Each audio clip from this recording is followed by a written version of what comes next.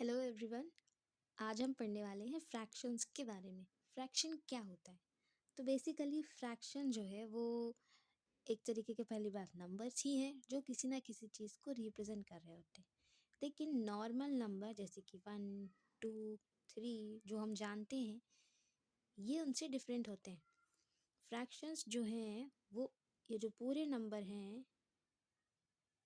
इनका अगर पार्ट्स में हम बात करें, जैसे कि 1 और आधा और, या फिर 2 और आधा और, या 3 और हाफ और, तो बेसिकली अगर ऐसे टूटे टूटे नंबर हैं, पूरे नहीं हैं, जैसे 2, 3, 4 फुल क्वांटिटी बात कर रहे हैं, अगर ऐसे नंबर नहीं है तो आप फ्रैक्शन में उनको रिप्रेजेंट कर सकते हैं।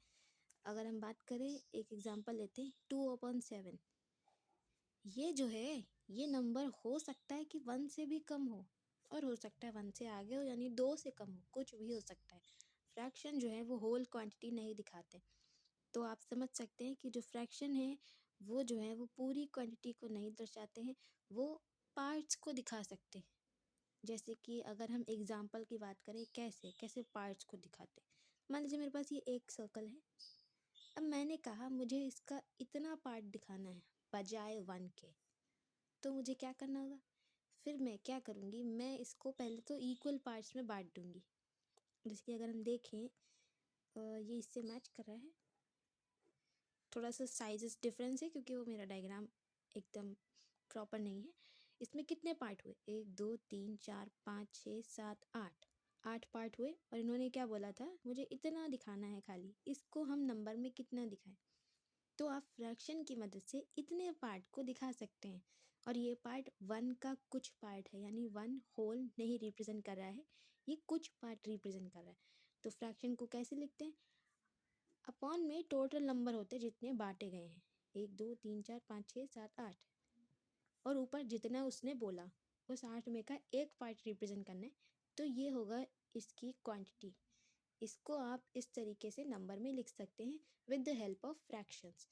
अब ये जो है ये 1 से भी छोटा है, ये ध्यान रखिए, ठीक है? क्योंकि 1 होल था, हम पूरे सर्कल को नहीं रिप्रेजेंट कर रहे थे, हम सर्कल के इतने पार्ट को रिप्रेजेंट कर रहे थे।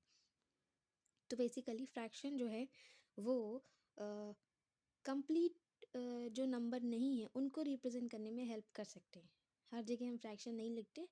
अगर आपको किसी चीज़ के पार्ट्स को दिखाना है, पूरा नहीं बताना है, आप फ्रैक्शन की बहुत ईज़िली फ्रैक्शन की मदद से उसको रिप्रेजेंट कर सकते हैं।